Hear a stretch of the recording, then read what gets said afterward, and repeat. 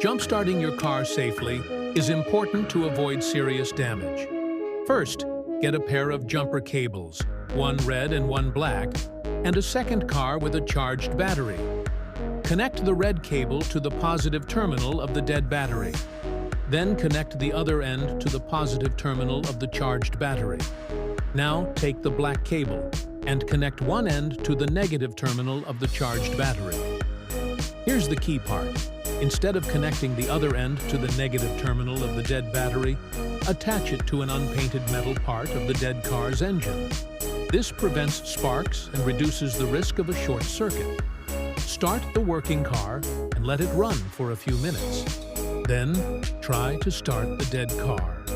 Once it starts, turn off both cars and remove the cables in reverse order. Have you ever had to jump-start your car in an emergency?